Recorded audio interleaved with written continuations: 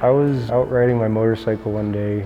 I stopped, take a break on the side of the road, and there was really nothing out there. It was kind of wilderness.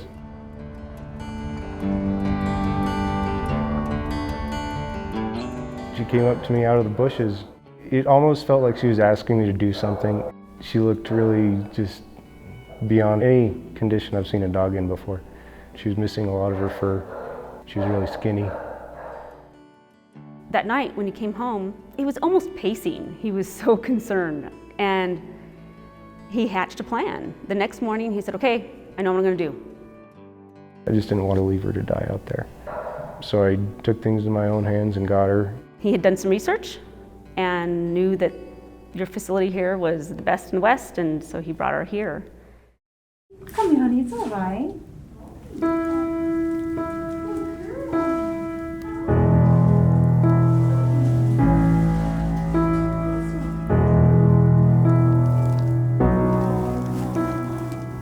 This didn't happen over a few days. To see this extent is just heartbreaking. By the time she got to us, it had basically run its course, but had done all this damage in the meantime, and she had secondary infections, like bacterial infections on top of everything, because her skin was damaged.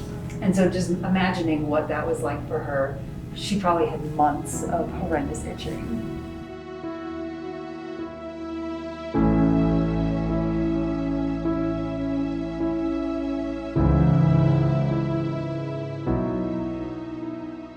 She made it through all the treatments, and she went from this, awful looking skin and coat, and how can she, how is she ever going to recover? And we thought, is all the hair going to grow back? And it's like it never happened. So we're so pleased with how she recovered. It's only her second day in group. She's been in isolation for a little while. Cleopatra, it's a dog that just got approved by the medical team to come over and be behaviorally assessed. She's not really liking that I'm very close. Her tail is tucked. Based off of her behavior, we can see she's kind of had a rough go of it. So making sure that we spend the time getting her comfortable around people, getting her comfortable around dogs. I would say that that's going to be our hurdle, our job. This is kind of exit-seeking behavior. She's trying to figure out how she can get away from us.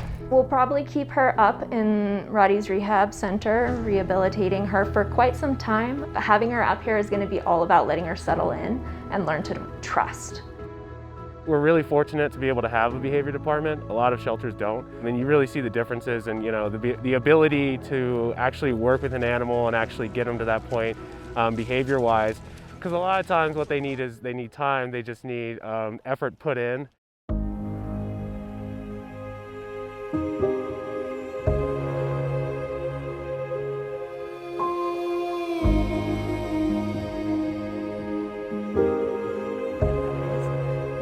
Rush of modern life, the cheery supper party, the wine when it's red, and so forth.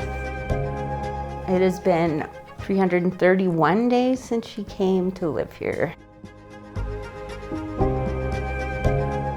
She was so scared of me that I would lay flat on the ground, like face down, not looking at her, and put my arm out as absolute far as I could from me. And I would lay there until she started eating out of my hand. I actually didn't think we were ever gonna get past that. Now, I sit next to her and I hand feed her. I love it. I really look forward to it because I usually read to her afterwards. Just like have a little downtime where I'm just like near her.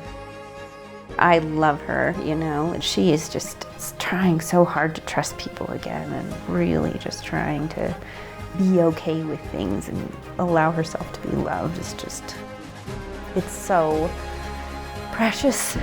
It's just so, you can't do anything but just like totally admire what she's doing.